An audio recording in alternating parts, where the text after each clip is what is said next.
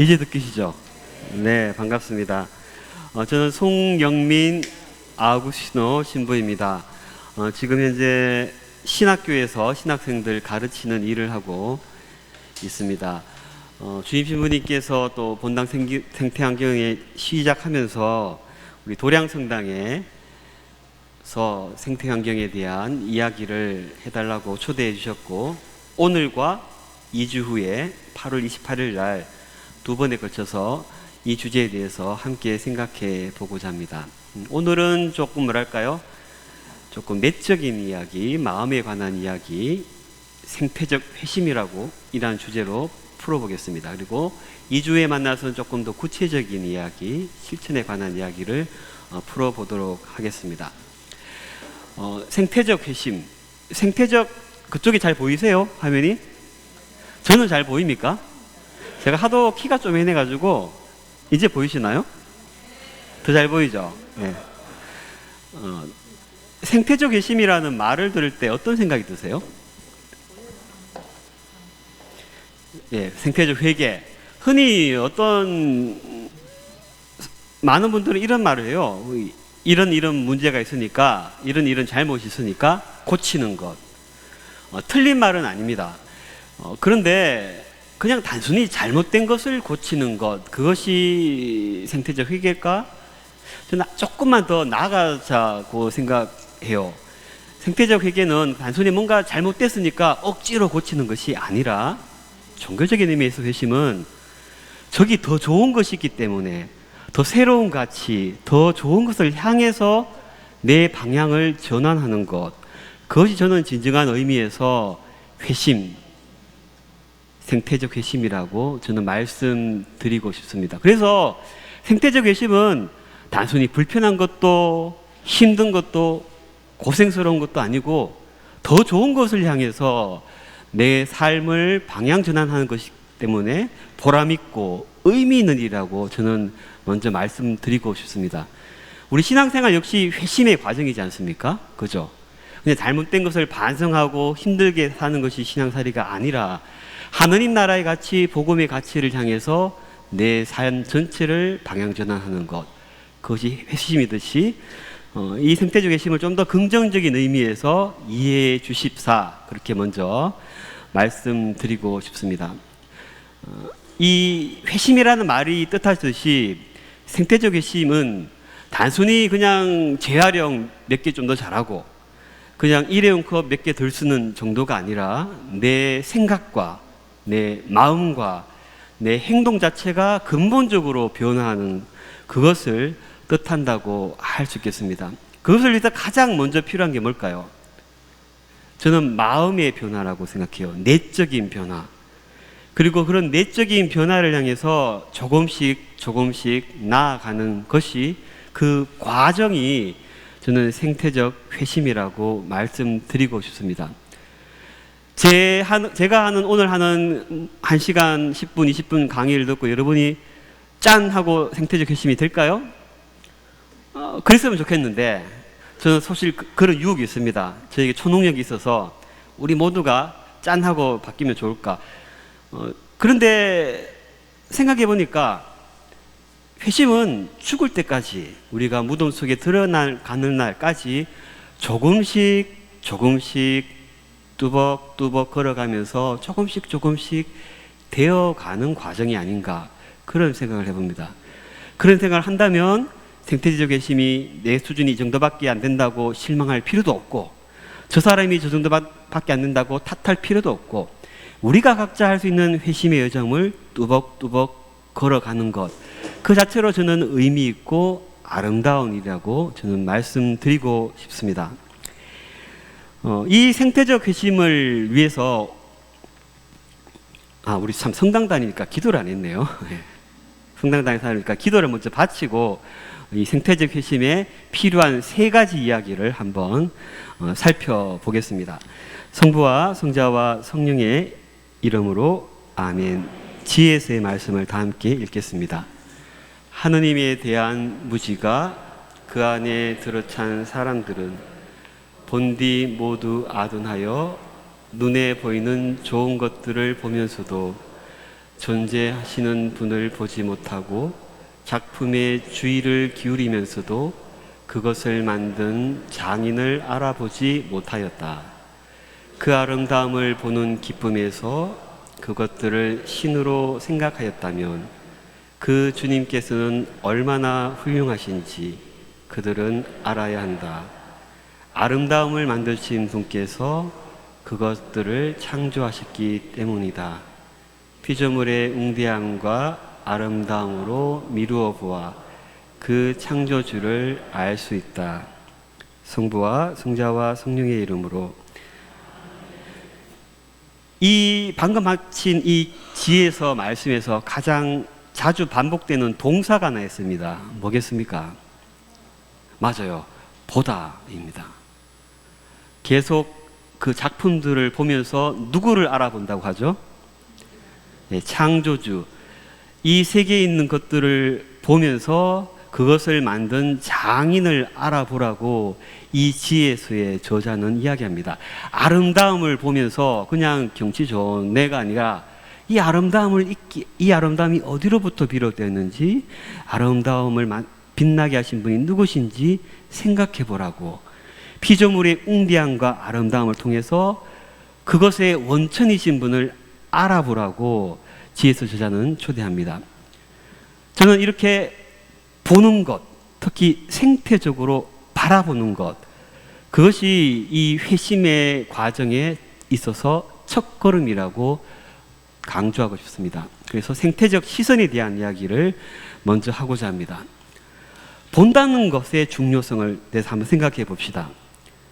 아까 전에 기도문에서 우리는 제대로 봄으로써, 잘 봄으로써 누구를 알 수 있다 했죠? 창조주를 알 수 있다고 했습니다. 내가 아직 하느님을 잘 체험하지 못한다면, 내가 아직 하느님을 잘 느끼지 못한다면 그건 우리가 아직 하느님을 잘 못 보기 때문이라고 저는 말씀드리고 싶어요. 그만큼 본다는 것은 중요합니다. 제대로 봐야 하고 또 보이는 것 너머를 보는 것, 저는 그것이 종교적 행위라고까지 말씀드리고 싶습니다. 제대로 볼 때 정확하게 알 수 있고, 제대로 볼 때 더 깊은 의미를 깨달을 수 있습니다. 봄이라는 계절도 보세요. 봄, 여름, 가을, 겨울 할 때 봄이라는 계절도 보다라는 동사에서 비롯된 단어입니다. 봄. 왜 봄입니까? 그만큼 볼 것이 많은 계절이라는 뜻 아닙니까? 그죠? 겨울을 지나서 갑자기 볼 것이 넘쳐나는 그런 계절. 그래서 잘 봐야 하는 인생의 계절이라고까지 저는 생각합니다. 지구 역사 45억 년, 46억 년 역사 속에서 모든 생명체는 잘 보려고 노력해 왔습니다. 잘 보기 위해서, 생존하기 위해서, 살아가기 위해서 잘 보려고 노력했습니다. 살기 위해서. 그래서 뭘 진화시켰죠? 하나님 뭘 주셨죠? 잘 보기 위해서 눈을 줬습니다. 예, 여러분의 눈은 뭘 닮았습니까? 사람만 눈을 가진 게 아니고요, 잠자리도 눈을 갖고 있고요, 사자도 눈을 갖고 있고, 예, 작은 곤충도 눈을 갖고 있습니다. 잘 살기 위해서, 더 잘 보기 위해서 눈의 진화가 이룬 것이 지구 역사 중에 아주 중요한 과정 중에 하나라고 할 수 있습니다.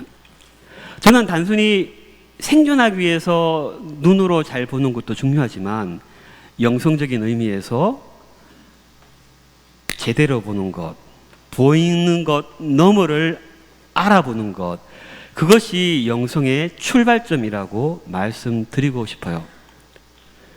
어떻게 하면 영성이 깊어질 수 있을까요? 사람들은 묻습니다. 저는 자기 울타리를 벗어나서 더 큰 세계를 바라보라고 초대하고 싶어요. 인간은 본능적으로 자기 안에 갇혀 삽니다. 그건 나쁜 것이 아니에요. 사람은 어쩔 수 없이 자기중심적일 수밖에 없고, 그냥 가만히 있으면 자기중심적으로 생각하기 마련입니다. 하지만 성숙한 신앙인은, 영적으로 충만한 사람은 그 틀을 깨고 부수고 문을 열고 나와서 더 넓은 세계, 더 큰 세계를 향해서 나아가려고, 더 잘 보려고, 그 보이는 것 넘어 그 의미를 찾으려고 노력하는 사람이라고 저는 강조하고 싶습니다. 그래서 잘 보는 것은 생존을 위해서만이 아니라 우리 영성, 신앙생활을 위해서도 가장 기본적이라는 겁니다. 그러면 묻겠습니다. 제대로 보고 있습니까, 여러분? 잘 보고 계신가요? 저는 잘 보고 계시네요. 네. 네. 그런데 쉽지만 않습니다. 왜 그렇습니까? 너무 익숙하기 때문에. 여러분의 배우자를 생각해 보십시오. 요즘도 잘 보고 계십니까? 예전에 막 마음이 설렐 때, 이 시간을 거꾸로 돌려보십시오. 옛날에 연애할 때, 그때만큼 잘 보고 계십니까? 예. 그때만큼 설레는 눈빛으로 보고 계십니까? 여러분의 자녀를, 혹은 우리 본당 신부님을, 우리 같은 이웃을 그렇게 잘 보고 계십니까? 여러분이 나빠서가 아니라 우리는 익숙해지기 때문에, 같이 오래 살다 보니까, 너무 맨날 보는 거다 보니까 그것의 소중함, 그것의 귀함을 놓칠 때가 많습니다. 자기도 모르게 잘 제대로 안 보게 될 때가 많다는 거예요. 익숙해진다는 건 참 좋은 거죠. 편안하게 합니다. 하지만 그 익숙함 때문에 내가 보는 것을 제대로 보지 못할 때가 많다는 겁니다. 내가 늘 보는 것인데 사실은 내가 못 보는 부분이 있는데, 또 다른 모습이 있는데 그걸 놓치곤 한다는 겁니다. 저는 몇 년 전에 교구청 비서실에서 일을 한 적이 있습니다. 교구청에서 가장 이렇게 사람들에게 사랑받는 것, 전국에서 가장 유명한 곳이 한 곳이 있습니다. 뭘까요? 바로 성모당이죠. 예. 남산동 성모당 가보신 분 손 들어보세요. 네, 많이 가보셨네요. 아름답죠? 예. 그런데 제가 저기 3년을 살았습니다. 제 숙소가 교구청, 주교관 숙소가 교구청 성모당 뒤편에 있어요. 제가 매일 갔겠습니까? 처음에는 비서실 출근할 때 먼저 가서 인사드리고 출근하고 했습니다. 그런데 한 달이 지나고 두 달이 지나니까 맨날 보다 보니까 안 보게 되더라고요. 근데 하루는 일과를 마치고 이제 숙소로 돌아가는데 어떤 타지에서 온 순례객 같아요. 들어보니까 너무 아름답고 너무 은혜로운 곳이다 그러면서 저를 딱 보는 거예요. 로마카를 하고 있으니까 신부님 너무 좋으시겠습니다 하는 거예요. 이 성지에 살고 계시니까 얼마나 좋으십니까? 부러워하시더라고요. 그때 제가 아차 싶었어요. 내가 성지에 살고 있구나. 내가 이렇게 거룩한 곳에 살고 있구나. 근데 왜 나는 그걸 못 보지? 하는 생각이 들었습니다. 처음부터는 안 그랬거든요. 익숙해지다 보니까 제대로 안 본다는 것을 그때 실감할 수 있었습니다. 그래서 부끄러운 마음에 제 비서실은 주교님 계시는 그 본관은 사실 성모당에서 가장 가까운 거리에 있습니다. 제 사무실 문을 열고 10발자국만 걸어가면 이곳이 보입니다. 그만큼 가까운 곳에 있는데 그 소중함을 제가 놓치고 살았던 거죠. 그래서 제가 뭐 서류를 하나 끝내고 일을 하나 끝낼 때마다 의식적으로 일부러 문 열고 나와서 이 창문가에 서서 기도하시는 모습, 성모님의 모습을 보곤 했습니다. 그래도 내가 아무리 익숙해져도 이 소중함을, 이 아름다움을 보는 걸 잊어버려서는 안 되겠다. 그렇게 나름대로는 의식적으로 노력했습니다. 우리는 볼것이 넘쳐나는 시대에 살고 있습니다. TV를 봐도, 우리 도시 곳곳을 봐도 화려하고 이미지가 넘쳐나는 시대에 살고 있습니다. 그런데 참 신기하게도, 참 아이러니하게도 볼 것이 너무나 넘쳐나는 이 시대에 오히려 우리의 시야는, 우리의 마음은 더 좁아지고 또 깊은 차원을 들여다보고 알아볼 수 있는 능력은 어쩌면 조금씩 퇴화하고 있다는 느낌도 듭니다. 너무 볼 게 많아서 눈이 피곤해지고요. 너무 볼 게 많고 익숙해지다 보니까 자신도 모르게 더 제대로 보려는 것을 소홀히 하곤 한다는 겁니다. 뭐가 그리 바쁜지 내 남편, 내 아이, 우리 성당 식구들, 내 이웃들, 하나님의 또 다른 피조물들, 내 주위의 꽃과 나무들, 참새들의 소리들 잘 듣지도 잘 보지도 못하고 살아가고 있는 것은 아닌지 한번 스스로 되돌아볼 일이라고 저는 봅니다. 토마스 베리 신부님, 생태신학자 중에 가장 자주 이야기되는 아주 깊이 있는 사상가의 말을 한번 읽어보고 싶습니다. 한번 같이 읽어볼까요? 우리는 웬만해서는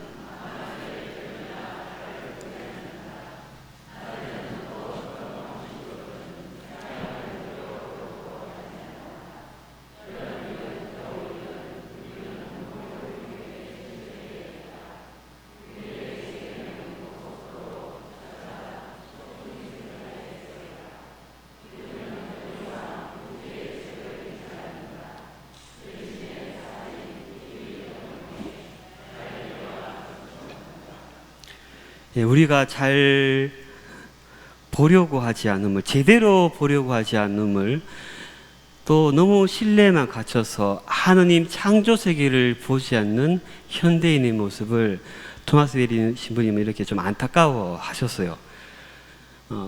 프란치스코 교황님도 우리 어머니인 지구라는 문헌에서 이렇게 말씀하셨어요. 오늘날 생태 위기의 가장 근본적인 원인은 뭔가? 그것은 우리의 시선이 병들었기 때문이다라고 말씀하십니다. 하느님 창조세계, 하느님의 피조물을 바라보는, 사람들을 바라보는 우리의 시선이 건강하지 않기 때문에 그렇게 건강하지 않게 함부로 행동하고 마구잡이로 개발하고 귀하게 여기지 않고 쉽게 부숴버리고 그렇게 행동한다고 안타까워하셨습니다. 생태 위기는 우리 자신이 나빠서도 아니고요, 사람이 악해서도 아니고 자신도 모르게 제대로 보는 법을 잃어버렸기 때문에 우리가 어디 살고 있는지, 무엇을 마주하고 있는지 그 깊은 차원을 놓치고 있기 때문에 생기는 일이라는 겁니다. 다르게 보면 다르게 행동합니다. 그죠? 저는 생태적 시선에 그래서 중요하다고 봅니다. 다르게 보면, 새롭게 보면 새롭게 행동하기 마련이라는 겁니다. 회심이라는 것도 마찬가지입니다. 방향 전환을 위해서는 새로운 것, 더 좋은 거를 봐야 그쪽으로 갈 거 아닙니까? 근데 우리는 맨날 건물 많이 짓고 도로 넓히고 더 빨리, 더 많이, 더 그것이 더 좋은 것이라고 보고 거기에만 집착하고 살기 때문에 오늘날 이런 생태 환경 위기가 생긴다는 겁니다. 우리가 그동안 허겁지겁 추구했던 이 산업 문명에서 잠시 걸음을 멈추고 더 좋은 것, 더 새로운 것이 있음을 고개 돌려서 보려는 노력, 저는 그런 생태적 시선을 갖추는 것이 이 회심을 향한 첫 걸음이라고 강조하고 싶습니다. 우리 예전의 전통적인 세계관입니다. 이 세계를 어떻게 바라봤는지 우리 어릴 때 배웠죠, 그죠? 인간은 만물의 영장이다, 모든 것의 척도이다, 그죠? 그렇게 안 배우셨습니까? 시험도 쳤는데 제일 밑에 식물들이 있고 그 위에 동물들이 있고 그 위에 뭐가 있죠? 여성이 있고 그 위에 남자가 있고, 그런 식의 사고방식은 세계를 그렇게 보고 이렇게 구성되었다고 이해했기 때문에 생기는 일이라고 봅니다. 하지만 그렇게 이렇게 삼각형의 피라미드형 수직적인 세계관, 그렇게 바라보려는 태도는 결국은 자아중심적, 자기중심적, 인간중심적일 수밖에 없습니다. 생태적 외심은 이렇게 보는 것에서 벗어나서 좀 더 수평적으로 동그라미의 세계관, 모든 것을 하느님 품 안에 있는 것으로, 그 안에서 모두가 소중한 것으로, 높낮이를 따지지 않고 인간적인 어떤 잣대로 자기중심적으로 생각하지 않고 그렇게 바라보는 시선이라고 저는 봅니다. 그때 우리는 비로소 에코, 생태를 이야기할 수 있다는 겁니다. 다행스럽게도 오늘날은 점점 더 이런 식으로 세계관이, 보는 시선이 조금씩 변화되고 있습니다. 혹시 여기 계신 형제님들 아직도 여자보다 남자가 위에 있다고 생각하십니까? 그렇진 않잖아요. 그죠? 이제 문화가 조금씩 바뀌고 있습니다. 점점 더 우리는 이런 세계관, 교회도 역시나 마찬가지죠. 수평적인 세계관에서 서로가 서로를 아끼고 보듬어주는 그런 문화가 조금씩 싹트고 있다고 봅니다. 아까 전에 교황님이 생태 위기는 병든 시선에서 비롯다고 했는데, 그 병든 시선이 바로 인간 중심적으로 모든 것을 본 것입니다. 인간 중심적으로 지구라는 하느님 창조 세계를 봤기 때문에, 마치 지구는, 이 자연은 그냥 인간을 위한 재료, 자원 창고 정도로만 봤기 때문에 함부로 할 수 있고 아끼지 않을 수 있고 쉽게 개발을 할 수 있다는 겁니다. 만약에 지구를 인간을 위한 창고, 자기중심적 모든 것이 인간을 위해 있다는 생각에서 조금만 탈피한다면, 이것이 나를 위해서, 인간만을 위해서 주어진 재료나 자원이 아니라 하나님이 창조하고 있는 귀한 생명이라는 것, 귀한 색이라는 것을 볼 수 있다면 어찌 우리가 그렇게 함부로 살 수 있겠냐는 겁니다.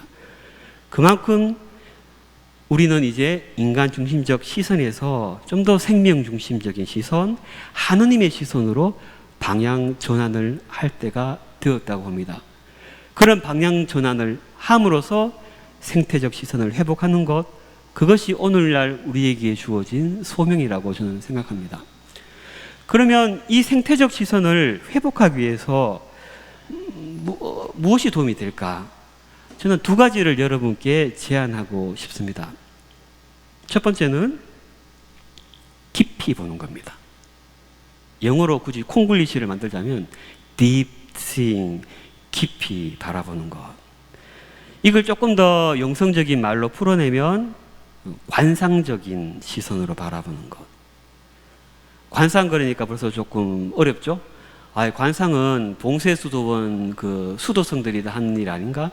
예, 맞습니다. 제가 뭐 그런 고차원적인 관상을 얘기하는 건 아니고요.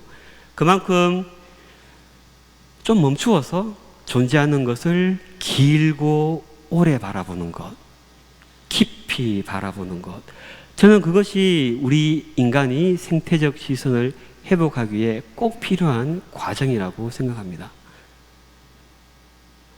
어떤 것을 우리는 보통 필요성 때문에 내게 얼마나 도움이 될까, 그런 위주로 봅니다.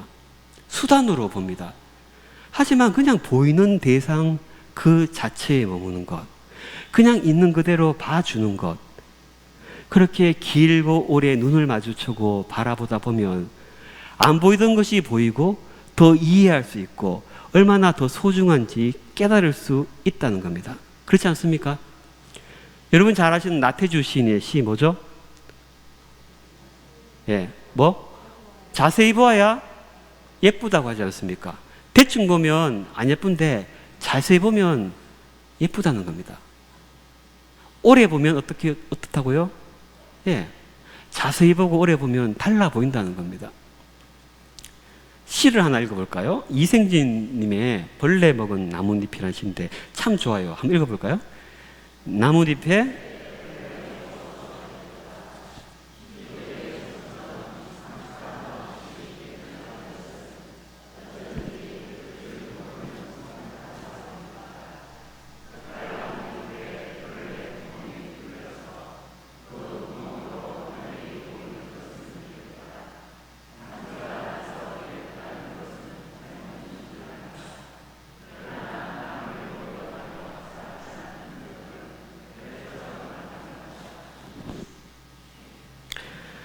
정말 솔직히 벌레 먹은 나뭇잎, 구멍 뚱뚱 숭숭 뚫린 나뭇잎이 예쁩니까? 예쁜가요? 우리는 예쁘다고 잘 생각하지 않습니다. 이거는 그냥 쓸모없는 것이라 보죠. 하지만 시인은 깊이 바라봅니다. 어떻게 보면 이상하게 그냥 쓸모없이 보이는 이 나뭇잎을 깊이 바라보니까 뭐가 보입니까? 상처고 못난 것처럼 보이는 이 상처들이 남을 먹여가며 살았다는 흔적이라는 것. 그래서 너무나 아름답다는 것. 그것을 볼 수 있는 마음이 생기더라는 겁니다. 여러분의 주름살도, 여러분 배우자의 이런저런 상처들도 자꾸 깊이 바라보면 그것이 얼마나 아름답고 가치 있는지 느끼고 깨달을 수 있을 것입니다. 우리는 너무 외모지상주의에 의해서 너무 자기중심적으로 예쁘고 안 예쁘고 쉽게 판단합니다. 하지만 정말 마음의 눈으로, 정말 깊이 있는 눈으로 바라보면 아름답지 않은 것이 없습니다. 그렇지 않습니까? 예. 예수 그리스도의 성체 성사 역시 이런 것 아닙니까? 당신 자신을 내어놓으려는, 작은 빵이지만 그 빵을 모실 때마다 우리를 먹여 살리려는 그 흔적을 느낄 수 있다면 여러분의 신앙살이가 저는 더 깊어질 거라고 믿습니다. 그래서 깊이 보는 것이, 오래 보는 것이, 있는 그대로 보는 것이 그만큼 중요한 일이라는 겁니다. 내 주변의 것을 그렇게 깊이 바라볼 때 대충 겉모양만 보고 예쁘고 안 예쁘고 쉽게 판단하지 않고 정말 주의를 기울여서 오랫동안 바라볼 때 우리는 그때 비로소 눈앞에 보이는 것 너머를, 그 진정한 가치를 발견할 수 있습니다. 생각해 보시면 우리 인류는, 인간은 얼마나 그동안 얼마나 가짜를 과시하고 얼마나 외적으로만 번더리한 것 추구하고 그것을 발전이라고 믿고 살아왔습니까? 얼마나 우리 문명은, 문화는 거칠에 열중하고 껍데기 유혹에 살아서 혹시 방향을 잃은 것은 아닌가? 진정한 발전은 무엇인가? 건물의 높이가 올라가는 것만이 그것이 진정한 발전인가? 화려한 것, 더 큰 것, 그것만이 가치 있고 아름다운 것인가? 그렇지 못한 장애인들, 노인들은 아름답지 않은 것인가? 몸이 좀 뚱뚱하면, 얼굴이 좀 못생기면 그것은 예쁘지 않은 것인가? 한번 우리 스스로에게 물어볼 때라고 저는 봅니다. 이런 우리에게 관상, 깊이 보기, deep seeing은 우리의 그런 닫힌 시선, 근시안적인 시선을 넘어서 겉으로만 그럴듯한 환상에 빠지지 않도록 우리를 도와준다고 저는 말씀드리고 싶습니다. 그래서 좀 깊이 바라보려고, 오래 바라보려고, 그러다 보면 내 안에 생태적인 시선도 자라나리라 저는 믿습니다. 특히 우리 프란치스코 교황님은 관상의 중요성에 대해서 되게 강조를 하셨습니다. 특히 생태 환경의 문제에 관해서 관상, 제가 말하는 깊이 보기를 틈만 나면 자주 말씀하십니다. 심지어는 이런 말씀도 하십니다. 우리 공동의 집을 오용하는 것에 대한 그 최선의 치료약은 관상입니다. 깊이 바라보고 오래 바라보는 것입니다. 관상할 때, 그렇게 제대로 바라볼 때 우리는 자연 속에서 그 피조물들의 유용성보다는 더 큰 것, 유용성 너머에 있는 어떤 더 가치, 진정한 의미, 하느님의 작품을 제대로 볼 수 있다는 겁니다. 그때 비로소 우리도 자연의 일부라는 것, 하느님 창조 세계에 속한 하나의 구성원이라는 걸 볼 수 있고, 그때 비로소 우리는 그것의 소중함을 깨달을 수 있고, 그때 비로소 우리는 보호하고 아끼고 돌봐야 된다는 책임감을 느끼게 된답니다. 그때 비로소 우리는 행동하는 관상가가 될 수 있다는 겁니다. 그래서 생태적 실천은 단순히 뭘 열심히만 하는 것이 아니라 행동하는 관상가가 되는 것이라고 저는 특별히 강조하고 싶습니다.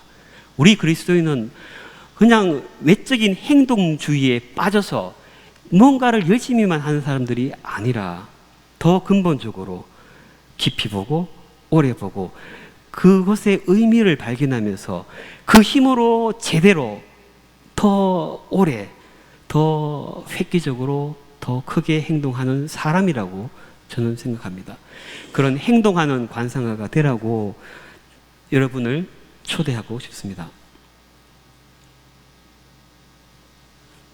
프란치스코 교황님은 복음의 기쁨이라는 문헌에서도 말씀하셨죠. 진정한 사랑은 뭐라고요? 관상적이라는 겁니다. 그냥 단순히 뭘 하는 것, 열심히 하는 것만이 아니라 이렇게 시선을 마주치는 것. 보십시오. 이 사진 뭐가 보입니까? 원래 어떤 모습이었을까요? 예, 이 작은 친구가 이렇게 서 있었겠어요? 넘어져 있었겠죠? 어떤 신문 기자가 찍은 사진입니다. 거의 대부분 사람들이 넘어진 친구를 보고 다 지나가는데 어떤 사람이 지나가다가 계속 보더라는 겁니다. 한참을 보더니 주위에 어디 보더니 응급처치죠. 노끈을 가져다가 묶어둬서 이렇게 제대로 서 있을 수 있도록 도와주더란 겁니다. 그 사진의 제목이 뭔지 아십니까? 이 사진 제목이, 그 기자가 붙인 제목이 보살핌이었습니다. 제대로 보기 때문에, 깊이 보기 때문에 다 지나치지만 그 사람은 제대로 봤기 때문에 도와줘야겠다, 일으켜줘야겠다 하고 그런 사랑을 실천할 수 있는 마음이, 그런 울림이 생기더라는 겁니다. 그만큼 보는 것은 중요합니다. 예. 동의하십니까? 그러면 아멘 해볼까요? 두 번째 이야기는 크게 보는 것입니다. 예. 째째하게 내 것 하면서 보지 않고 우리 하나님 창조하신 더 큰 세계를 크게 볼 수 있는 눈, 우주적으로 시야를 넓혀서 바라보는 연습입니다. 저는 그것이 생태적 핵심을 더 깊이 가져가게 하는 원동력이라고 생각합니다. 숲 밖에서 나와야 숲 전체가 보입니다. 그렇죠? 지구를 떠나면 지구 전체를 바라볼 수 있습니다. 우리가 어디 살고 있는지 제대로 볼 수 있는 시야가 생깁니다. 이 사진은 지구도지라고 흔히 이름 붙이는 이 사진은 1968년 크리스마스 이브날 아폴로 달 탐사선이 찍은 사진입니다. 인류가 최초로 우리가 살고 있는 곳을 바라보고 찍은 모습입니다. 한 번쯤은 보셨죠, 그죠? 근데 이 모습을 처음 봤을 때 그 당시 사람들이 정말 감동했다고 합니다. 우리가 여기에 살고 있구나. 이 당시만 해도 신냉정 체제였죠. 예. 미국, 소련 싸우고 갈라지고 전쟁의 위험 속에서 살던 시대에 국경을 꺼놓고, 그죠? 공산주의다, 자본주의다, 그렇게 이념의 대결할 시대에 우리가 어디 살고 있는지 보게 되더라는 겁니다. 그때 이 사진을 찍은 우주인 안델스가 이렇게 말합니다. 우리는 달을 탐험하러 이 먼 길을 왔는데 제일 중요하게 발견한 것은 바로 이 지구더라. 이 사진은 우리 인류 의식의 확장에 엄청나게 기여를 합니다. 이 이듬해 지구의 날도 제정되고 최초로 지구촌이라는 말도 나옵니다. 이만큼 먼 거리에서 우리가 살고 있는 것을 바라본 우주 비행사들은 저마다 새로운 체험, 새로운 인식을 가지게 된다고 합니다. 감동받고 우리가 이런 곳에 살고 있구나. 경외심. 우리만이 아니라, 우리나라만이 아니라 우리 모두가 함께 살고 있는 이 집이 얼마나 소중한지를 깨닫게 되더라는 겁니다. 이것을 조금 이렇게 심리학적인 용어로 조망 효과라고 그럽니다. 전체 그림을 보고 나면 거기에서 인식의 전환이 뒤따라온다는 겁니다. 익숙해져 있는, 맨날 보는 것만 계속 보고 있으면, 거기 갇혀 있으면 새로운 것이 보이지 않습니다. 때로는 훌쩍 뛰어넘어서 밖에서 봐야 그 문제가, 그곳이, 그 일이, 그 가치가 제대로 보일 수 있다는 겁니다. 그만큼 크게 바라보는 것,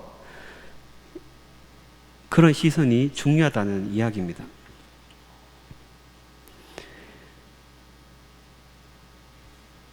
보이저 1호, 태양계를 탐사하는 임무를 가졌던 보이저 1호의 이야기를 잠시 해보겠습니다. 보이저 1호는 목성과 토성을 탐사하는 임무를 끝내고 태양계 밖으로, 성간 우주라고 하죠. 이 태양계 밖으로 마지막 임무 수행을 위해서 길을 가고 있었습니다. 이제 마지막 여정이었습니다. 이 임무가 끝나면 보이저 1호는 사라지는데, 그때 지구에서 더 멀어지는 거죠. 더 태양계 밖을 향해서 날아가고 있는 보이저 1호에게 한 가지 제안을 합니다. 칼 세이건이라는 이 천문학자가 잠깐 카메라를 뒤로 돌려서 우리가 살고 있는 곳을 찍어보면 어떨까? 당시 함께 일했던 천문학자들은 다 반대했다고 합니다. 그 위험한 일이잖아요. 엄청나게 먼 거리에 있는 우주선의 신호를 잘못 보내고 조금이라도 오류가 있으면 그 우주선 자체가 망가지게 되고 마지막 남은 그 중요한 임무도 이렇게 할 수 없기 때문입니다. 조심스럽기 때문에 안 된다라고. 근데 이 칼 세이건, 이 프로젝트를 지도했던 칼 세이건 고집을 부립니다. 한 번만 찍어보자. 그래서 찍습니다. 그때가 90년 발렌타인데이였습니다. 그리고 찍은 사진을 우리 지구에게 보내십니다. 이 사진은 지금까지도 우리가 사는 곳을 가장 멀리서 바라보고 찍은 사진입니다. 아마 한 번쯤 보셨을 겁니다.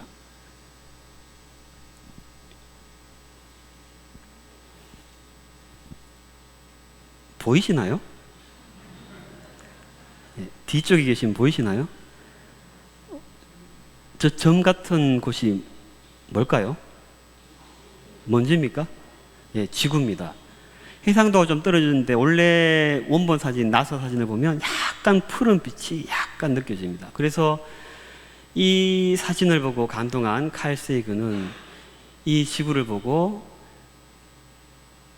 창백한 푸른 점이라고 불렀습니다. 그리고 감동한 나머지 책을 씁니다. 그 책 일부분 중에 하나입니다. 참 아름다운 부분인데 한번 읽어볼까요?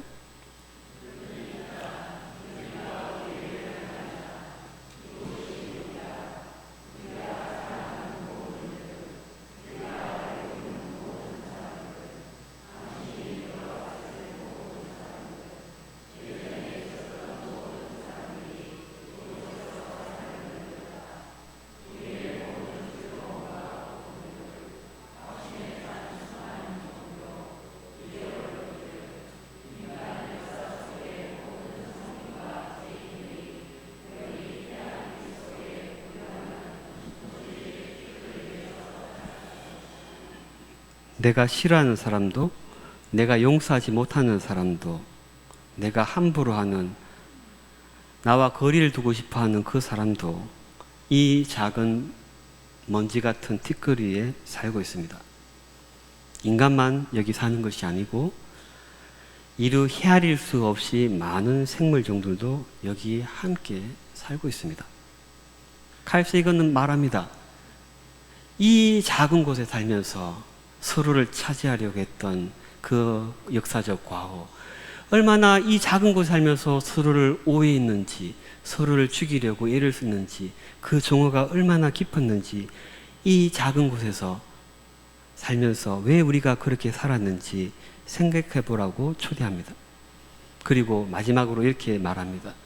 이 창백한 푸른 점보다 서로를 따뜻하게 대하고 이 작은 나약한 곳을 소중하게 다뤄야 한다는 것이 우리 책임이라는 것을 적나라하게 보여주는 사진이 더 있을까?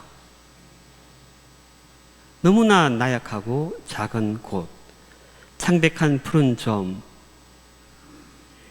이곳을 지키고 돌보고 보호해야 할 책임이 우리에게 있다는 것을 칼 세이건은 이 작은 사진을 통해서 보여줍니다. 여기서 뭘 더 차지하고, 뭘 더 가지고, 뭘 더 집착하고 하느냐는 겁니다. 크게 보면, 그렇게 큰 시야로 보면, 넓은 시야로 보면 우리 마음도 그렇게 따라서 넓어지고 너그러워지고 부드러워질 수 있다는 겁니다. 자꾸 이렇게 땅만 바라보고 자꾸 좁게 보니까 내 마음도 좁아지고 더 집착하게 되고 용서 절대로 못하는 거잖아요.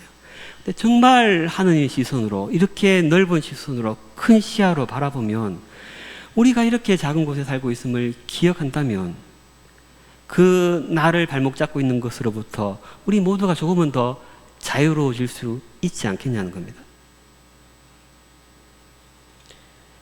찬미바수 회칙이라는 말은 이제 도량성당 신자분들에게는 제가 설명할 필요가 없을 것 같습니다. 어떤 데 가면 찬미바수 그러면 성가치가 아닙니까? 이럽니다. 근데 우리 도량성당 신자분들은 이제 이 정도는 아시죠? 우리 프란치스코 교황님이 내신 생태환경 회칙. 이 회칙에 부제가 있는데, 또 회칙에서 아주 자주 등장하는 말이 있는데, 그것이 바로 공동의 집이라는 말입니다. 들어보셨습니까? 근데 교황님은 지구를 공동의 집이라고 부르지 않습니다. 항상 뭐를 붙입니까? 우리 공동의 집이랍니다. 그냥 공동의 집이 아니고 항상 우리 공동의 집이라고 부르십니다. 너의 집이고 나의 집이고 우리 공동의 집이라고, 좀 더 우리 집을, 다 함께 사는 집을 좀 더 크게 바라보자고 우리 시야를 넓혀주려고 노력하십니다. 전체적인 관점에서 자꾸 대한민국, 일본, 중국, 미국 그렇게 자꾸 국경도 중요하지만 그걸 좀 초월해서 좀 더 전체적인 관점에서 우리가 사는 곳을 바라보고 우리가 어디에 속해 있는지 잊지 말라는 초대입니다. 이 푸른 빛의 작은 행성이 그냥 인간만을 위한 자원 창고일까요? 인간만을 위한 무대일까요? 생각해 보라는 겁니다. 이 공동체에 인간만 살고 있냐는 겁니다. 이 지구라는 행성을 다시 보라라고 교황님은 우리 공동의 집이라고 부르시면서 초대합니다. 이 우리 공동의 집에 누가 삽니까? 첫 번째로 누가 삽니까? 네, 여러분이 사십니다. 저도 살고, 또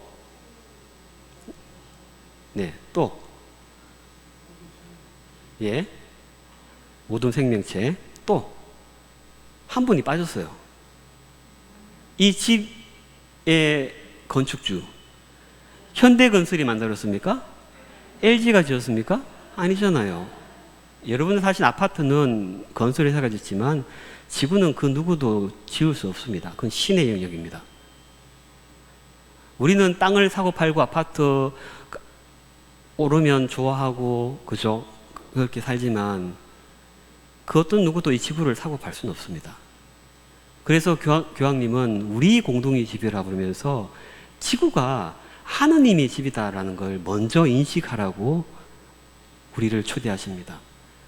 하느님에 의한 창조물이고 그분의 작품이라는 것. 집주인은 현대건설도 우리도 아니고 그분이라는 걸 잊지 말라는 이야기입니다. 그리고 하느님은 당신이 선수하신 저 집 밖에 사는 분이 아니라고 강조하십니다. 하느님이 무심하게 집 지어놓고 저 우주 바깥에 초월해서만 계십니까? 물론 하느님은 초월적인 분이십니다. 전지전능하신 분이지만 집 밖에 초월해서 홀로만 계신 분입니까? 초월적이면서도 이 집 안에 사시는 분입니다. 초월적이면서도 내재적인 분이십니다. 맞습니까? 아니 계신데 없이 계시는 분이 바로 우리가 믿는 하느님이라는 겁니다. 그래서 크게 본다면 이 지구 전체가, 아니 온 우주가 그분의 집이고, 그래서 심지어는 그분의 성전이라고까지 할 수 있다는 겁니다. 아닙니까? 여기 성당만 거룩한 곳입니까? 성당 바깥은 죄가 가득한 그냥 지나쳐야 하는 그런 악한 세상이기만 합니까? 하나님은 그 가운데도 계십니다. 아닙니까?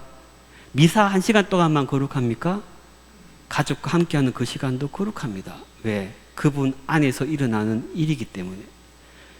공동의 집, 지구라는 표현을 통해서 교황님은 먼저 이 지구가 하느님의 집이라는 것을 인식하자. 그리고 아까 전에 말씀하셨죠. 인간만의 집이 아니고 모든 피조물의 집이기도 하다는 것.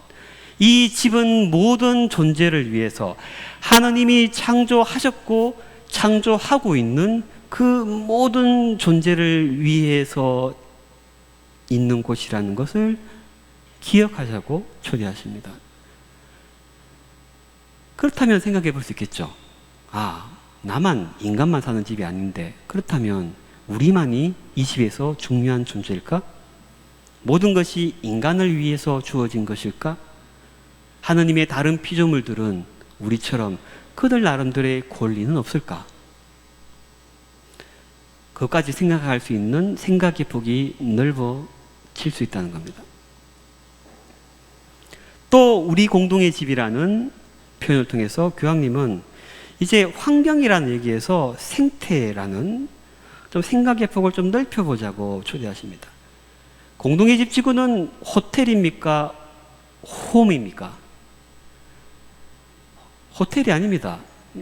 제가 집이잖아요. 잠시 내 돈 내고 함부로 살다가 그냥 떠나면 그만인 그런 호텔이 아닙니다. 내가 살고 내 아이가 살고 내 후손들이 살아가는, 함께 살아가는 집입니다. 생태라는 말도, 우리가 흔히 에코라는 한 말도 사실은 집이라는 뜻입니다. 원래 어원은 그리스 말인데 오이코스, 집이라는 뜻입니다. 그러니까 생태란 말은 모든 생명계의 거처를 뜻합니다.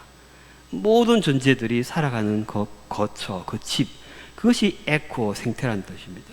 그래서 생태라는 말을 쓰면 나도 포함되고 너도 포함되고 저 나무들도 포함되고 모두가 포함됩니다. 환경이란 말은 반대입니다. environ이란 말은 둘러싸다는 뜻입니다. 누굴 둘러쌉니까?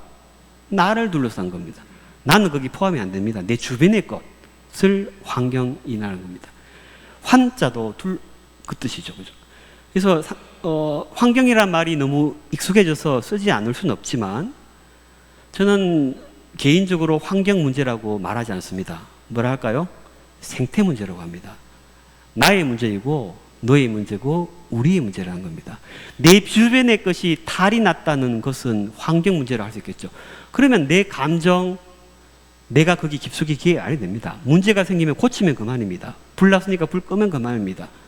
하지만 내가 포함된 문제라는 겁니다. 그래서 이제 교황님은 이제 우리가 환경 패러다임에서 좀 한 걸음 더 나가서 생태 패러다임, 우리 역시 자연의 일부이고 모든 존재들이 함께 사는 그 집의 문제라는 것, 그렇게 시선을 좀 더 넓혀보자고 초대한다는 겁니다. 물론 환경이라는 말은 안 쓸 수는 없겠죠. 너무 이제 익숙해진 거죠. 제가 처음에 생태 신학했다 그러니까 어떤 분들이 묻습니다. 그 생태가 먹태, 황태, 명태 이렇게 잘 못 따라하는 거죠. 낯설어서 처음에는. 그러다 보니까 한국에서 어쩔 수 없이 생태 환경이라는 말을 붙여 쓸 수밖에 없는데, 그래도 사실은 생태라는 그 좀 더 큰 개념을 여러분이 이해하셨으면 좋겠습니다. 그렇게 좀 더 크게 우리가 사는 것을 바라보자는 이야기입니다.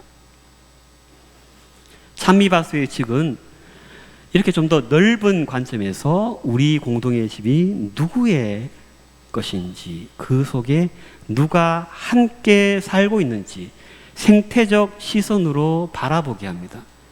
이 지구는 하느님의 집이고 모든 피조물의 집이고 하나의 생명 공동체라는 것, 이 거대한 공동체, 대가족의 집을 지키고 함께 살아가는 사람들이 바로 우리 인간이라는 것, 그런 소명이 우리에게 주어졌다고 교황님은 힘주어 말씀하십니다.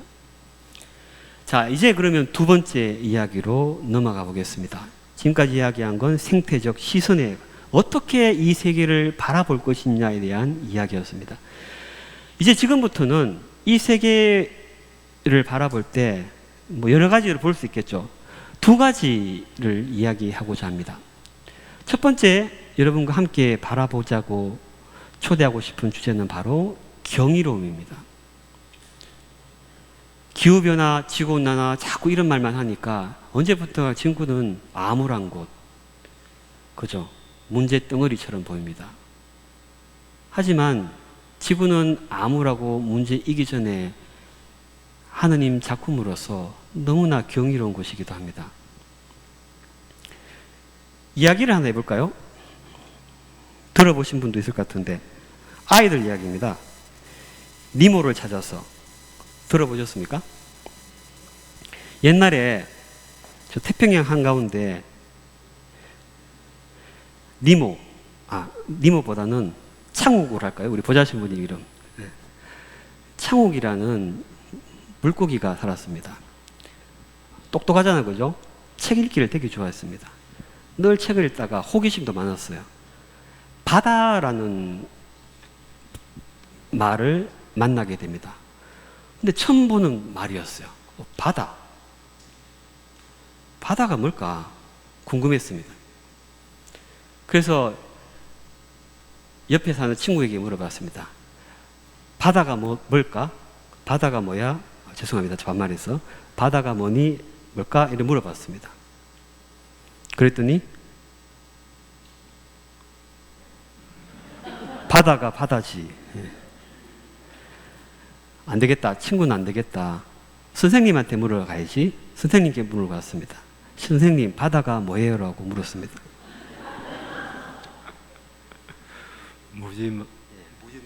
예. 깊고 넓고 많은 생명체를 품은 곳이야. 좋은 설명이었는데, 무지 넓고 지구의 70%를 차지하고, 그죠?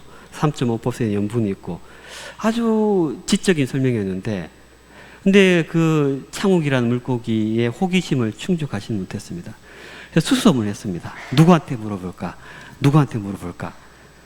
물어보니까 저 옆 동네에 가면 아주 지혜롭고 현명한 신부님이 계시다고 들었습니다.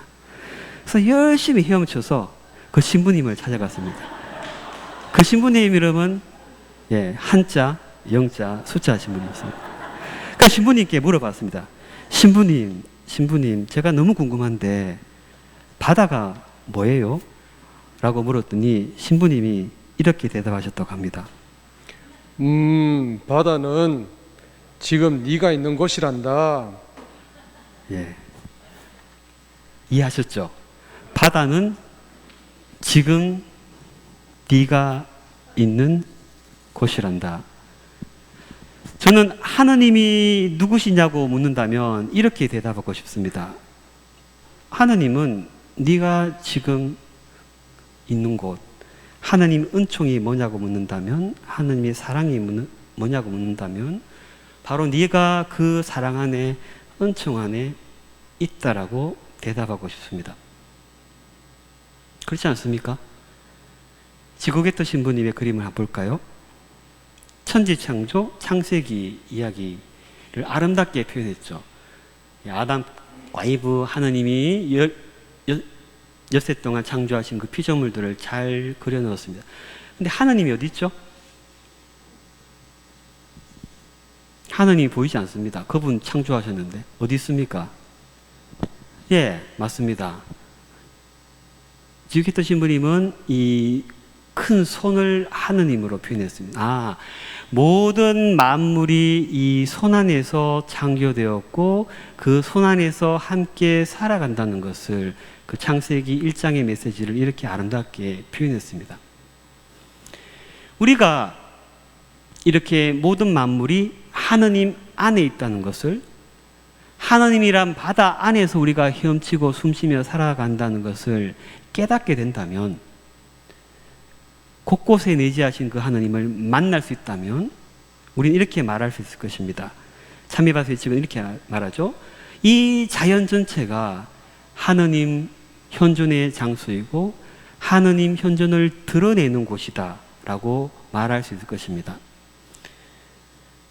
회칙에도 이렇게 말씀합니다. 교황님은 성경이 공적인 계시를 드러내는 곳이지만 또 장렬하는 태양과 드리워진 어둠 안에도 하느님께서 계시한 것이 있다고 우리는 말할 수 있을 것입니다. 이렇게 교황님은 말씀하십니다.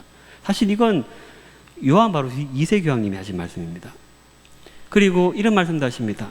모든 피조물이 하느님의 모습을 어느 정도 반영하고 있다.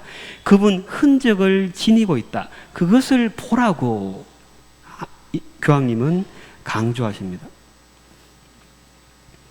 제가 예수의 신부님들과 잠시 산 적이 있습니다. 미국에서 도저히 기숙사에 못 살아가지고 힘들어서 나왔던 것이 예수의 신부님 공동체였는데 그분 신부님 저를 이제 좀 꼬시려고 이제 자기 공동체 들어오려고 늘 예수의 여러 가지 정신이나 영성을 가르쳐 주셨습니다. 그때 늘 했던 되풀이 되는 주제가 바로 이거였습니다. 예수의 모토이기도 하죠. 뭐죠? 모든 것 안에서 하느님 발견하기. 예, 하느님이라는 존재를 어떤 작은 곳에 가둬두지 않고 우리가 사는 이 일상 곳곳에서 하느님을 발견하려고 노력하는 것. 그것이 예수의 정신이라고 했는데 저는 이것이 참 생태형성적으로 같은 메시지라고 봅니다. 생태형성의 첫걸음, 생태적 핵심을 나아가게 하는 원동력은 하나님을 가까이서 만나는 겁니다. 그분의 흔적을 찾으려는 노력. 스페인의 저 아름다운 성전, 거룩하고 아름다운 곳이지만 한번 이 지구라는 공동의 집 자체를 이렇게 보면 어떨까? 그분이 모든 곳 안에 현존하시다면, 모든 것이 그분의 손 안에 있다면 이 세상이 조금은 더 거룩해 보이고 조금은 더 신성하게 보이지 않겠습니까? 생태적의 힘은 이렇게 여러분을 초대합니다. 지금 여기 현존하는 하느님 찾아보라. 그리고 우리의 거룩함에 대한 감수성을 키워보라. 성당에 1시간 앉아있을 때만 잠깐 거룩한 것이 아니라 우리 일상 곳곳에서 조금 더 거룩해지도록 거룩함을 찾아보려고, 거룩함에 맛들여 보라고 초대합니다. 하느님이 인간에만 관심을 두는 분이 아니잖아요. 하늘과 땅, 향기로운 꽃, 노래하는 새, 모든 생명 안에서 하느님의 흔적을 찾아보라고 생태적 회심은 우리를 초대합니다. 그리고 하나님의 흔적을 일상 곳곳에서 우리가 찾고 만날 수 있다면, 그런 경이로움을 재발견할 수 있다면 반응이 어떻겠습니까? 그렇습니까? 아니죠. 어떻겠습니까? 여러분이 하나님 만났다. 와우 하겠죠. 아니, 여러분 눈앞에 하나님 보여, 느껴져요. 진하게 체험이 돼. 어떻게 하겠습니까? 놀라지 않겠습니까? 맞죠? 엄마야 할 겁니다. 나이가 들어가면서 우리는 엄마야, 와 하는 감탄사를 잃어버리는 것은 아닌지. 이건 제가 오전에도 얘기했던데, 8시 반미사 때 얘기한 이야기인데, 어떤 자매님이 좀 감수성이 충만한 분이셨어요. 지나가다가 예쁜 꽃 보면 예쁘다 그러고, 참새 지저귀 있으면 예쁘다, 좋다, 그렇게 늘 말씀하셨다고요. 하루는 같이 가던 친구가 자꾸 네 그렇게 말하면 나이 들어 보인다. 그 얘기를 저한테 일러주더라고요. 제가 그렇게 대답했습니다. 세월은 우리의 주름살을 늘게 하지만 감탄사를 간직한 마음을 시들게 하지는 못한다. 좋죠? 제가 아주 가끔 이렇게 좋은 말을, 멋진 말을 하는데 제가 해놓고도 멋있다 싶었습니다. 감탄사 누가 더 잘 사용하죠? 어린이들이 더 잘 사용합니다.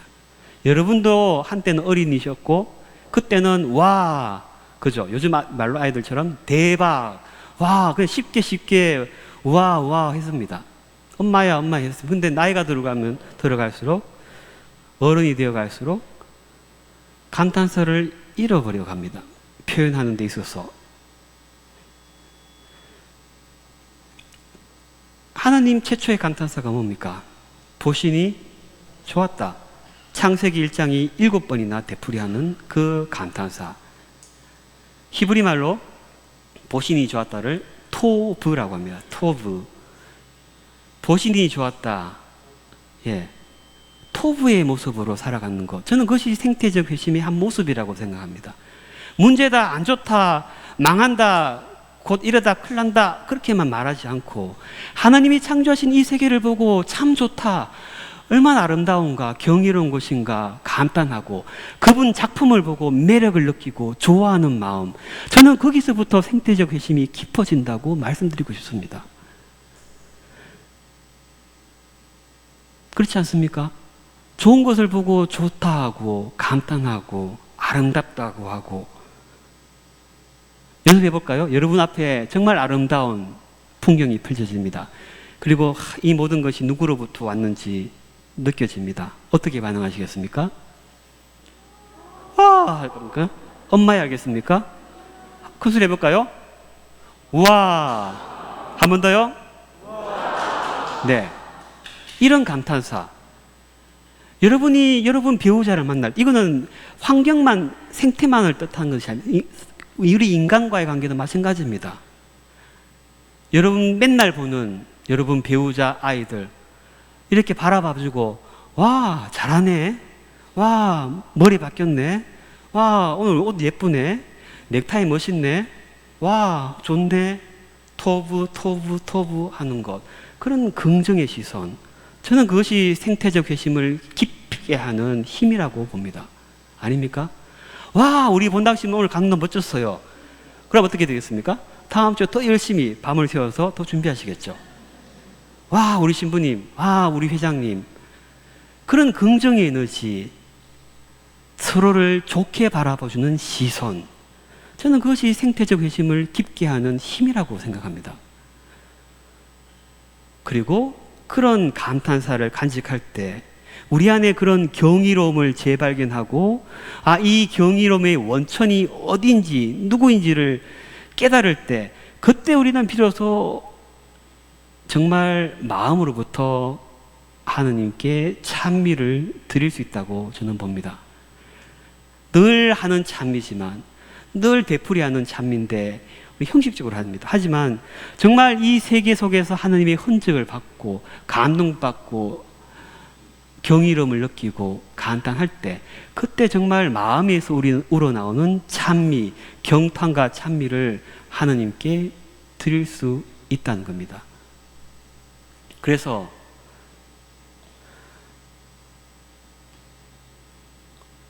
봅시다. 그냥 보고만 계실 겁니까? 와, 이 모습이 어디로부터 왔다고요? 누가 창조하셨다고요? 누구의 선물이라고요? 그럼 어떻게 하겠습니까? 찬미를 드려야 되지 않겠습니까? 주 하느님,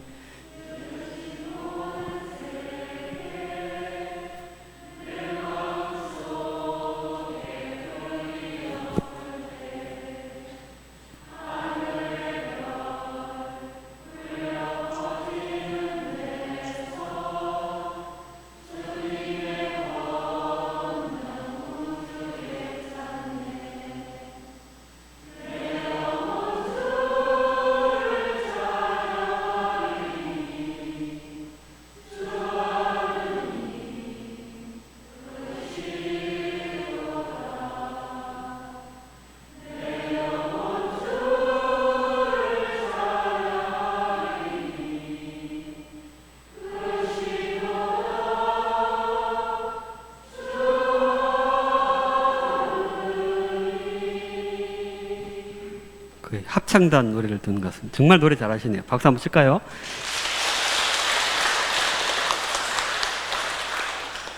우리가 이 세계 속에서 정말 하느님의 경이로움을 재발견하고, 방금 여러분의 노래처럼 정말 마음이 울림 있는 찬미의 노래를 부를 수 있는 사람이라면 아마 우리가 사는 모습도 달라질 거라고 저는 봅니다. 흔히 생태환경 그러면 사람들이 다 부정적인 것만 생각합니다. 쓰레기, 공기오염, 물오염, 그것만 얘기합니다. 하지만 참여아빠 대책에서 교황님은 이렇게 말씀하십니다. 세상은 문제 이상의 것입니다. 골치 아픈 문제 덩어리 이상의 것입니다. 그 전에 뭐라고요? 감사와 찬미로 관상해야 하는 기쁜 신비입니다라고 강조하십니다. 우리가 사는 지구를 어떻게 볼 것인지 시선의 차이가 느껴지지 않습니까? 문제를만 보면 하기 싫습니다. 그죠? 어차피 안 되는 거, 그죠? 벌금 때문에 하는 것밖에 안 됩니다. 하지만 정말 경이로움에 취해서 찬미의 노래를 부를 수 있는 사람이라면 내가 느끼는 그 아름다움, 내가 보는 그 경이로움을 지켜주고 돌보고 보호해주고 싶지 않겠습니까? 함부로 결코 살지 않을 것입니다. 그 경이로운 모습이 누구를 드러내는가 생각할 수 있을 것입니다. 그냥 아름다운 곳에 가면 산에 올라가면 다 경치 좋다 합니다. 하지만 우리 신앙인은 경치 좋다고만 하는 사람들이 아닙니다. 그 너머로 뭘 봅니까? 그 아름다움이 어디로부터 왔는지를 볼 수 있다는 겁니다. 그렇게 하느님의 손길, 흔적을 느낄 수 있다면 아마 우리는 생태적 회심에 더 가까이 다가갈 수 있다고 생각합니다. 그래서 의무, 듀티보다는 아름다움, 뷰티, 거기에 우리가 좀 더 초점을 맞추었으면 좋겠습니다. 아까 생태환경위원회가 우리가 뭘 하면 좋겠냐고 오전에 미팅 때 물으시던데, 뭘 열심히 행동해야죠. 하지만 그 전에 아름다움을 먼저 볼 수 있는 그런 시선, 거기에 집중해 보셨으면 좋겠습니다. 그래서 이 참여와 7년 여정을 시작하면서 우리 주교회도 이렇게 기도하자고 초대했습니다. 주님, 저희가 생명의 아름다움을 보살피게 하는 사람들이 되게 하소서.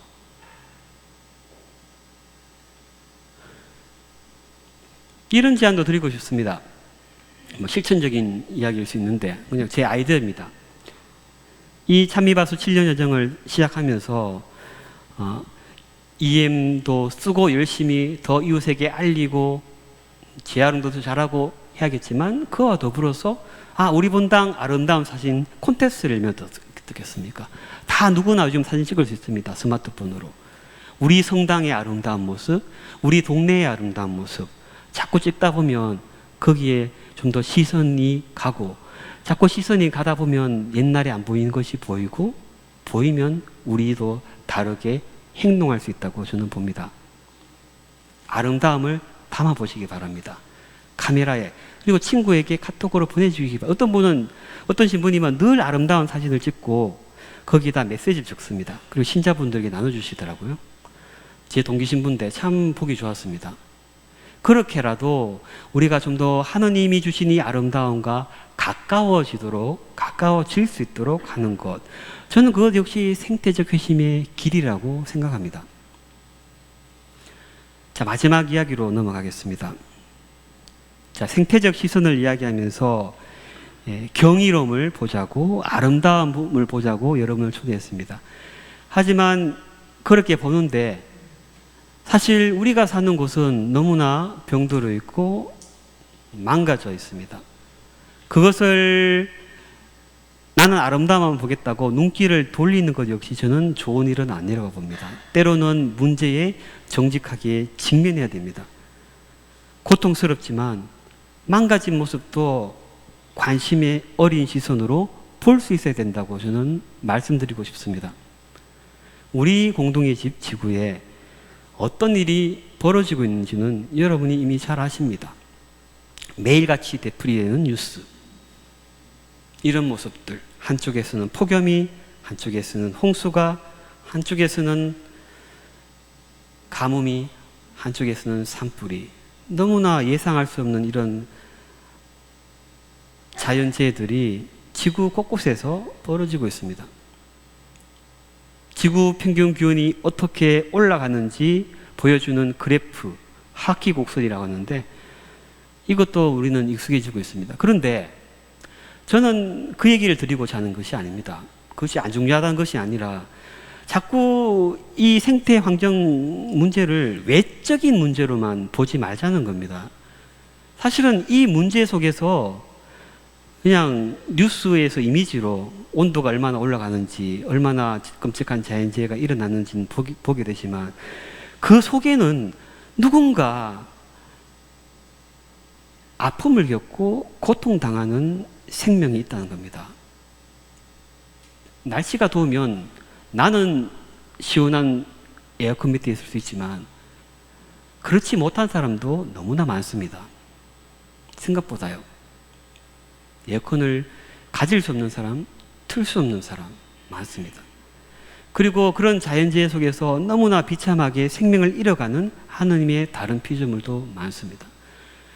지구의 울부짖음과 가난한 이들의 울부짖음, 그것을 볼 수 있어야 된다는 겁니다. 단순히 현상적으로 온도 몇 도 올라가는 그런 현상적으로만 이 생태위기를 보는 것은 충분하지가 않습니다. 틱낙한 스님, 올겨울에 돌아가셨습니다. 1월에.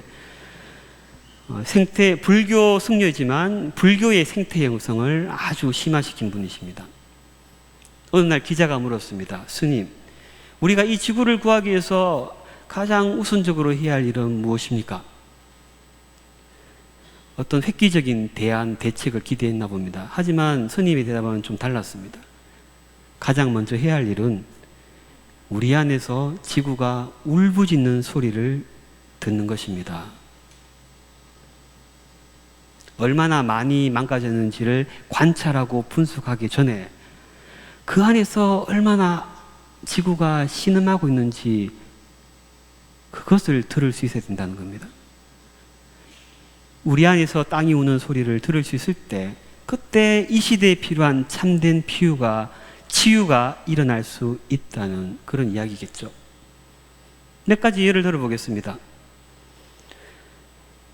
우리는 외적 문제만 보지만 그 안에서 고통당하는 하느님의 또 다른 피조물들이 있습니다. 멸종이라는 이름 하에 너무나 많은 생물종이 사라지고 있습니다.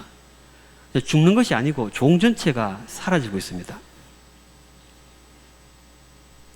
자연스러운 일 맞죠. 원래 지구 역사 안에서 멸종 있어 왔습니다. 한데 지금 일어나고 있는 멸종은 그 규모와 속도가 과거와는 비교가 되지 않습니다. 모든 과학자들은 그 책임이 결국은 우리에게 있다고 한결같이 말합니다. 유엔 보고서 볼까요? 과거에 비해서 멸종의 속도가 1000배가 빨라졌습니다. 1000배나 빠른 속도로 저렇게 하루에 수많은 종들이, 하느님의 피조물들이 사라지고 있다는 현실. 그냥 사라지고 마느냐? 그렇지 않죠. 한 생물종이 사라질 때마다 생태계는 연결되어 있습니다. 하느님 창조주는 연결성입니다. 그런데 한 종이 사라지면 어떻게 되겠습니까? 그와 연결되어 있는 다른 종들도 타격을 입습니다. 어떤 연구 보고서는 한 생물종의 멸종은 20종의 멸종과 연관되어 있다. 그래서 사람들은 말합니다. 북극곰이 멸종하는 거하고 우리 사는 거하고 무슨 상관이야? 너무 쉽게 생각하시는데 아닙니다. 북극곰이 사라지면 북극곰만 사라지는 것이 아니고 북극곰과 연결되는 수많은 생물종들이 결국 사라지기 마련입니다. 결국은 따라가면 결국은 부메랑처럼 우리에게 돌아올 수밖에 없다는 겁니다. 그것을 볼 수 있는 눈. 잠시 영상을 보실까요? 살아서 헤엄치던 연어들이 상처투성입니다. 작년 미국 서부에 살이 있었던 터져 일입니다. 밖으로 튀어나왔고 흰 곰팡이가 몸을 덮었습니다. 폭염으로 물속까지 뜨거워지면서 그대로 익어버린 겁니다. The sockeye salmon in the Columbia River are dying. As you can see, they're in lethally hot water. 강물 온도가 20도가 넘는 곳에선 연어가 제대로 살 수 없습니다. 수온이 21도까지 올라간 지금 환경은 연어에겐 치명적 수준입니다. 사람들이 38도 넘는 폭염 속에서 마라톤을 해야 하는 처지와 같습니다. We're seeing heat. Imagine the heat that we're feeling. They're feeling it 10 times worse in that river. 가뭄으로 수위가 낮아지고 기생충이 번식하면서 새끼 연어들은 폐사 위기에 처했습니다. 지난 2015년에도 컬럼비아 강에선 폭염으로 연어 25만 마리가 떼죽음을 당했습니다. When we see the fish, our juvenile fish dying, it's heartbreaking. 상황이 악화된 건 인근에 댐이 많이 조성된 탓도 있습니다. 강물 흐름이 느려지고 수온이 더 높아졌기 때문입니다. The reservoirs these dams create are just stagnant cesspools. We need cold, clean water, and we've got to take the Snake River dams down to make that happen. 연어가 죽어가는 건 사람들에게도 책임이 있다는 지적입니다. 폭염 때문에 우리만 더운 것이 아니고 하나님의 또 다른 피조물도 덥다는 이야기죠. 우리만 고통당한 것이 아니고 그들도 고통당한다는 말씀입니다.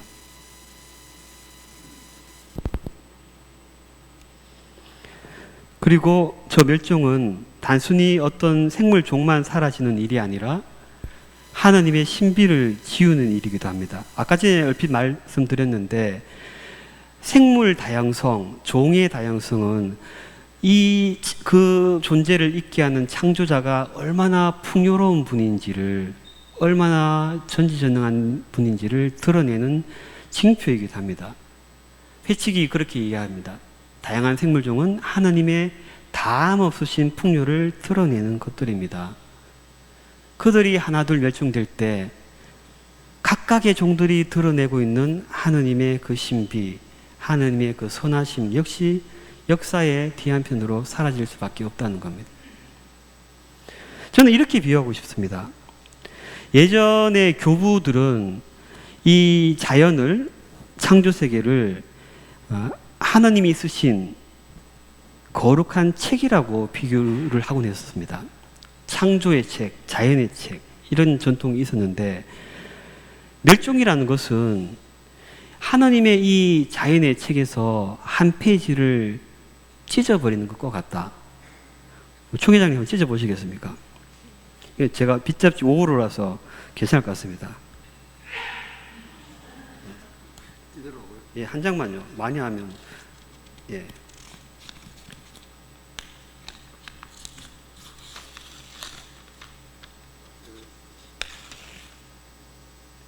찢으란다고 과감히 찢으셨습니다. 붙여보시겠어요? 되돌릴 수 있습니까? 없습니다. 풀 드릴까요?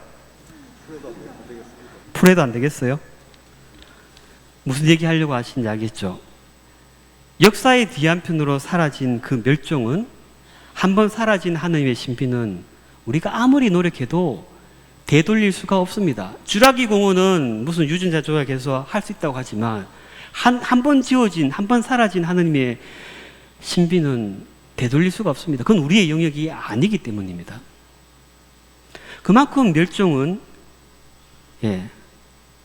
영성적, 우리 신앙적으로도 생물학적으로도 너무나 큰 문제입니다. 동물만 아픈 게 아니죠. 사람도 이 생태위기 속에서 고통당하고 있습니다. 1912년 침몰한 타이타닉호에서 누가 더 많이 죽었습니까? 1등석 사람일까요? 3등석 사람일까요? 예, 가난한 평민들, 3등석 사람들이 더 많이 죽었습니다. 이 생태위기는 모든 사람들에게 똑같이 피해를 주지 않습니다. 누가 더 피해를 많이 입겠습니까? 예, 가난한 사람들이 더 피해를 많이 입습니다. 사실은 이 위기에 대응을 잘 안 한 이유도 그 때문입니다. 정말 나에게 피해를 준다면, 정말 당장 나를 괴롭힌다면 사람들이 당장 변할 겁니다. 근데 나는 아직 괜찮거든요. 근데 내가 괜찮다고 모든 사람이 괜찮은 건 아닙니다. 성숙한 신앙인은 내가 괜찮다고 다 괜찮다고 생각하지 않습니다. 깊이 보는 사람은 이 와중에 더 아픈 사람이 있음을 볼 줄 압니다. 참 아이러니한 일이죠. 그렇게 가장 생태위기 속에서 가장 크게 피해를 받는 사람들은 사실 이 문제에 가장 책임이 적습니다.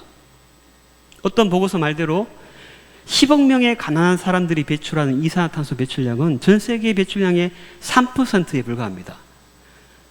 그만큼 배출하고 적게 에너지를 사용하면서 피해는 가장 크게 받습니다. 그래서 교황님은 이 찬미바스 측에서 이것이야말로 세계적 불평등이 아닌가라고 슬퍼하시고 안타까워하셨습니다.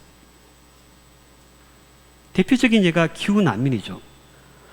여러분이 생각하는 것보다 더 많은 숫자의 난민들이 발생하고 있습니다. 2011년부터 지금까지 계속 2천만 명이 넘는 사람이 기후변화 때문에 살 곳을 잃고 고향을 떠나고 있습니다. 잠시 영상을 보실까요? 이 호수는 현재 진행 중인 환경 재앙이다. 아랄해만큼 충격적이진 않지만 덜 알려졌을 뿐 심각성은 그에 못지않다. 이 여정에서 빼놓을 수 없는 것이 있는데 그건 바로 차드 북동부에 있는 수단 국경 근처의 거대한 난민 수용소다. 이 사막 한복판에 있는 10개의 캠프에는 35만 명이 살고 있는데 대부분 수단의 다르푸르와 중앙아프리카 공화국에서 온 사람들이다. 하지만 그 중엔 차드 사람들도 있는데 자신의 마을에서 구할 수 없는 물과 교육, 의료, 음식을 찾아 이곳에 왔다. 하지만 이런 곳에서 수용소가 자립할 길은 없다. 모든 자원은 외부에서 오고 물조차 트럭에 실려오곤 한다. IT처럼 이것도 국제 원조에 전적으로 의존한다. 완전히 외부 원조에 의존하는 이런 곳에서 태어나고 자라는 삶은 어떤 것일까? 여기서 어떤 세계관을 기르고 어떤 기술을 배우며 어떤 미래를 기대할 수 있을까? 끔찍한 것은 이 사람들이 영영 이곳을 떠나지 못할 수도 있다는 점이다. 우리가 이 영상을 촬영한 2008년 이후 2천만 명에 가까운 사람들이 기후변화 때문에 고향을 떠나야 했다. 나는 이것이 역사적 고비라고 생각한다. 기후변화가 일으키는 문제들은 전쟁으로 인한 문제보다도 중요해졌다. 지구의 울부짖음, 멸종, 가난한 일의 울부짖음, 기후난민. 여러분은 이런 이야기를 들으시면 어떤 마음이 드십니까? 사실 이게 새로운 얘기는 아니죠. 여러분들 자주 보셨을 겁니다. 환경 다큐다 뉴스에 통해서 식상할 만큼 자주 듣는 얘기, 어떤 생각이 드십니까? 네, 걱정되시죠? 불안한다는 말도 할 수 있습니다. 그래서 사람들은 그렇게 문제 해결책을 못 해결한다, 목소리를 높인다. 근데 저는 좀 다르게 말씀드리고 싶습니다. 아파한 마음이 있는가? 문제다, 심각하다 하기 전에 우리에게 아파하는 마음이 있는가라고 정말 깊이 질문해 보라고 여러분에게 말씀드리고 싶습니다. 이건 그냥 단순히 문제가 아닙니다. 슬픈 일이지 않습니까? 때로는 우리가 정직하게 우리 세상에서 일어나는 일에 그 아픔에 그 슬픔에 정직하게 마주할 필요도 있다고 생각합니다. 슬픔은 나쁜 것이 아닙니다. 인간이 할 수 있는 참 아름다운 행위지 않습니까? 눈물을 흘리는 것도 아름다운 일입니다. 아파하는 것, 누구를 위해서 함께 아파하는 일만큼 고귀한 일이 어디 있습니까? 생태위기, 낯설지 않습니다. 제가 오늘 이런 얘기는 잘 안 합니다. 사실 중요하죠. 그런데 중요하지 않다는 것이 아니고 너무 식상할 만큼 자주 듣는 이 이야기를 매번 들으면서도 왜 우리가 안 바뀔까? 왜 우리가 똑같이 행동할까? 저는 그 이유 중에 하나가 이런 현실 앞에서 진정으로 아파하지 않기 때문은 아닐까라고 묻고 싶습니다. 해마다 되풀이 되는 산불. 호주가 산불의 가장 큰 피해 국가 중에 하나입니다. 호주 사람들이 너무나 사랑하는 캥거루, 아기 캥거루가 그 산불에서 죽은 모습입니다. 너무나 많은 캥거루, 하느님 피조물들, 코알라가 사라지고 있습니다. 그 땅에서. 너무나 많은 사람들이 기후변화 때문에 자기 고향을 떠나야 됩니다. 아까 그 영상처럼. 여러분은 이 문제를 보면서, 이 일을 보면서 무슨 생각이 드십니까? 무엇이 보이십니까? 골치 아픈 문제처럼 보이십니까? 많은 언론들은 이것이 정말 골치 아픈 심각한 문제라고 묘사합니다. 하지만 저는 그 전에 이런 모습들 앞에서 정말 슬퍼하고 아파하는 마음이 있는가, 우리에게 그런 인간적인 마음이 있는가라고 묻고 싶습니다. 교황님도 강조하십니다. 한번 읽어볼까요? 누가 이들을 위해 울고 있습니까? 우리는 어떻게 울어야 할지를 어떻게 잊었습니다. 이웃과 함께하던 고통 말입니다. 무관심의 세계화가 우리에게 슬퍼하는 능력을 제거해 버렸습니다. 생태적 회심은 우리가 잊어가고 있는 그 슬퍼하는 능력, 함께 아파하는 능력을 회복하는 데서 더 잘할 수 있다고 저는 말씀드리고 싶습니다. 생태적 회심은 다시 말해서 지구의 고통을 좀 더 관심의 시선으로 바라보고 함께 느낀, 다시 말해서 공감할 수 있는 사람들에게서 더 깊어질 수 있습니다. 그래서 교황님 말씀처럼 때로는 우리의 무관심을 슬퍼하고 주님께 슬퍼하는 은총을 청해 보면 좋겠습니다. 교황님이 슬퍼하는 은총이 우리에게 필요하다 하시는데 저는 무척 공감이 가는 말씀인 것 같습니다. 슬퍼하는 은총, 그것이 우리에게 가득하다면 아마 우리의 사는 모습은 조금은 더 달라지지 않을까. 무엇이 보이시죠? 자, 오늘 계속 무엇이 보이시죠? 묻는데 뭐가 보입니까? 콧볼소가 보이죠? 왜 콧볼소를 아닌 것 같습니까? 코가 없기 때문에. 왜 코가 없습니까?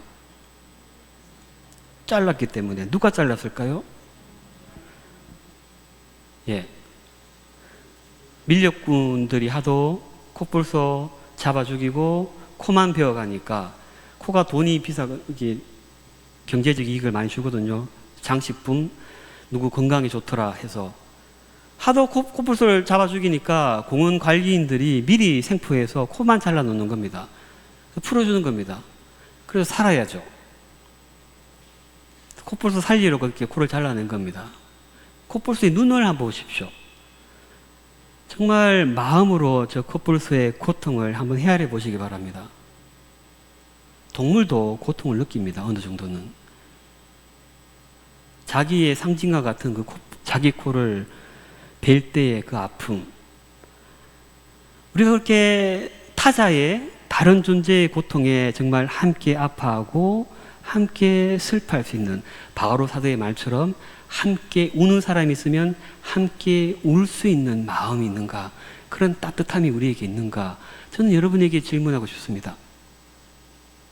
아까 전에 감탄을 제일 잘하는 친구들이 우리 어린이라고 했는데, 사실은 정말 있는 그대로 보고 막 울고 함께 슬퍼하는 것도 역시 어린이인 것 같습니다. 실제로 있었던 일입니다. 2019년 남아프리카 공화국 이 야생공원에서 콧불소 코 자르고 콧불소 관리하는 관리인이었습니다. 공원 직원이었는데 자기 딸을 데리고 이 공원에 갔다가 딸이 우연히 이 모습을 보게 된 겁니다. 그리고 그 딸은 그 모습을 보자마자 막 뒤뚱뒤뚱 걸어가서 콧불소 코를 안아주고 거기에 뽀뽀를 해주더라는 겁니다. 잠시나마 콧불소가 안정을 찾았다고 합니다. 당시 이 소녀가 3살이었습니다. 우리 어른들은 항상 체면, 그냥 뭐 눈물 보이면 안 돼요. 항상 뭔가 이렇게 표현하는데 익숙하지 않고 표현하는데 주저하지만, 어린이는 저렇게 누군가의 고통을 보고 망설이지 않고 달려가서 안아주고 품어주고 함께 울어줄 수 있는, 그 눈물을 닦아줄 수 있는 순수함이 있다는 겁니다. 저는 생태적 외심은 그렇게 함께 슬퍼하는 능력, 저렇게 함께 아파하면서 좀 더 깊어질 수 있다고 생각합니다. 함께 아파하기, 함께 아파하는 마음에서 생태적 외심은 시작합니다. 하느님의 피조물, 지구의 울부짖음, 가난한 이들의 울부짖음을 듣고 그 울부짖음 속에서 더 어떻게 보면 고통당하시는 창조주의 고통을 느끼고 함께 아파하고, 그래서 우리도 2000년 전 예수님의 얼굴을 닦아주었던 그 베로니카처럼, 그 베로니카의 손수건처럼 우리가 그런 모습으로 그들의 눈물, 그들의 아픔을 닦아주려는 그런 일에 좀 더 열정을 다하는 모습, 그것이 생태적 회심의 모습이 아닐까. 저는 감히 여러분께 그런 말씀을 드리고 싶습니다. 그것이 진정한 성숙한 신앙인의 모습이 아닐까요? 어떤 시인의 답이었습니다. 시인이 뭐냐고 물었더니 이렇게 대답했더랍니다. 시인은 가장 먼저 시작해서 가장 마지막까지 우는 사람입니다. 저는 이 말을 가지고 그리스도인이 누구냐고 묻는다면 이렇게 표현하고 싶습니다. 신앙인은 이 시대의 아픔에 가장 먼저 울기 시작해서 가장 마지막까지 우는 사람이라고 그렇게 말씀드리고 싶습니다. 하느님을 믿는 사람은 그분이 창조하신 이 세계에서 일어나는 일에 가장 먼저 민감하게 아파하고 마지막까지 모든 사람들이 잊은 그 순간에도 끝까지 그 옆에서 함께 울어줄 수 있는 사람이라고 저는 봅니다. 신앙인은 고통을 안 겪는 사람이 아닙니다. 하나님께 열심히 빌어서 내한테 있는 모든 고통 사라지게 하라고 청하는 것은 저는 아직 유아기적 신앙이라고 봅니다. 신앙인은, 성숙한 신앙인은 우리에게 주어진 고통에 정직하게 직면하고 당당히 맞서고 그 고통 속에서도, 그 어려움 속에서도 그분께 의지하면서 그분이 주시는 희망을, 그 희망 때문에 그 고통을 헤쳐나가는, 앞으로 한 걸음 더 나아가는 사람이라고 저는 믿습니다. 그것이 저는 성숙한 신앙인이라고 봅니다. 이제 이야기 정리하겠습니다. 오늘 3가지 이야기를 했습니다. 생태적 회심을 위해서 먼저 생태적 시선으로 바라보자고 여러분을 초대했습니다. 깊이 바라보자고, 더 크게 바라보자고. 그렇게 세상을 바라보다 보면 뭘 만날 수 있다 했죠? 세계의 경이로움을, 아름다움을 볼 수 있고 그 경이로움의 원천이신 하느님을 느낄 수 있고, 우리가 2 발을 딛고 서 있는 이 땅이 얼마나 거룩한 곳인지 깨달을 수 있다고 말씀드렸습니다. 프란치스코 교황님 작년 지구의 날 메시지입니다. 그리고 그 아름다움, 경이로움을 보는 시선과 더불어서 지구의 고통도 문제다 하기 전에, 대책을 이야기하기 전에 그 전에 정말 마음을 다해서 나의 고통처럼, 우리의 고통처럼 함께 공감할 수 있는 그런 마음을 강조했었습니다. 교황님이 그렇게 말씀하시죠. 세상에서 벌어지고 있는 일들을 통렬하게 자각하고 그것을 기꺼이 우리 자신의 고통으로 삼자. 그리고 나서 우리가 각자 할 수 있는 일을 찾아보자. 그래서 다음 2주 후에 우리가 만날 때 우리가 이런 마음을 바탕으로 이 시대에 우리의 역할과 우리가 나아갈 길에 대해서 생각해 볼 수 있게 되겠죠. 오늘 이 시간 마무리하면서 그리스도인들이 피조물과 함께 드리는 기도, 회칙에 나오는 기도문 일부분을 함께 여러분과 바치고자 합니다. 성부와 성자와 성령의 이름으로 삼일체신 주 하느님,